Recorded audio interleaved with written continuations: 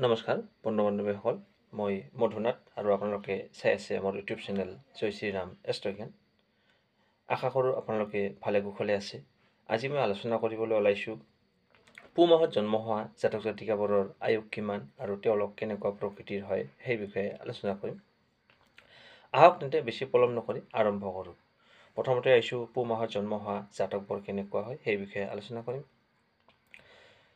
পুহ মাহত জন্ম হোৱা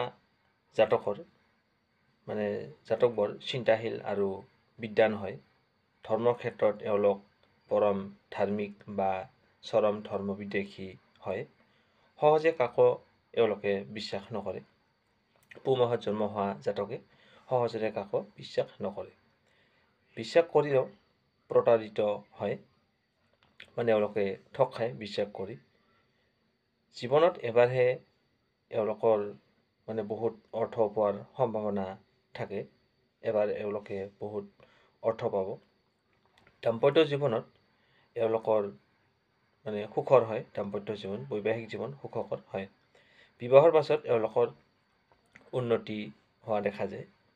এওঁলোক দয়ালু আৰু মিষ্টভাষী হয়। সেয়ে অনেকৰ প্ৰিয় পাত্ৰ হয়। পুহ মাহত জন্ম হোৱা জাতকসকলৰে প্ৰিয় পাত্ৰ হয়।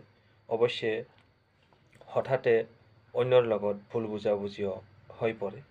9, 22 আৰু 40 বছৰত এওঁলোকৰ বিপদৰ যোগ থাকে। কটা গ'লে 72 বছৰ জীয়াই থাকে।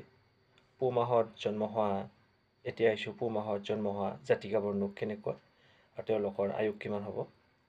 পুহ মাহত জন্ম হোৱা জাতিকাৰ জন্ম হ'লে এওঁলোক মোটামুটি সুন্দৰী হৈ থাকে, দেখাত ভাল হয় আৰু সৌন্দৰ্যৰ কাৰণে এওঁলোকৰ মাজত অহংকাৰী ভাৱ এটা থাকে। পুহ মাহত জন্ম হোৱা জাতিকাবোৰৰ এটা অহংকাৰ থাকে। তেওঁলোক যে দেখাত সুন্দৰী, সেই বিষয়ে অলপমান অহংকাৰী ভাৱ এটা থাকে। এওঁলোকৰ মুখ সাধাৰণতে গলগাল হয়। এওঁলোকৰ বহুত খং উঠে সোনকালে। আনৰ কথা শুনি স্বামীৰ খং উঠে। এওঁলোকে অন্য নাৰীক ভাল চকুৰে দেখিব নোৱাৰে, ফলত শত্ৰু সৃষ্টি হয়। এওঁলোকে সন্তানৰ পৰা সুখ পায়।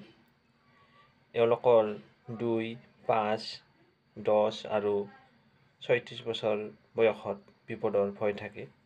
কটা গ'লে 80 বছৰ পৰমায়ু হয় আৰু এওঁলোকে লটাৰী যোগে বহুতো ধন লাভ কৰে। লটাৰী ফুটে এওঁলোকৰ। পুহ মাহত জন্ম হোৱা জাতক জাতিকাবোৰে লটাৰী প্ৰাপ্তি হয়। এওঁলোকৰ ভাগ্য ভাল বুলিব পাৰি। ইমান পৰে পুহ মাহত জন্ম হোৱা জাতক জাতিকাবোৰ কেনেকুৱা হয় সেই বিষয়ে শুনিলে। ভিডিঅ'টো চাই ভাল পালে লাইক এটা কৰি আমাৰ মনোবল বঢ়াব আৰু এতিয়ালৈকে যদি আপুনি আমাৰ চেনেলটো ছাবস্ক্ৰাইব কৰা নাই, ছাবস্ক্ৰাইব কৰি অল নটিফিকেশ্যন প্ৰেছ কৰি থওক আৰু আপোনাৰ উপকাৰৰ লগতে আন 10জনৰ উপকাৰ হোৱাকৈ আপোনাৰ বন্ধুবৰ্গক ভিডিঅ'টো শ্বেয়াৰ কৰি দিয়ক। আজিলৈ আপোনাৰ পৰা বিদায় লৈছোঁ। আকৌ লগ পাম অন্য এটা নতুন ভিডিঅ'ত। ধন্যবাদ।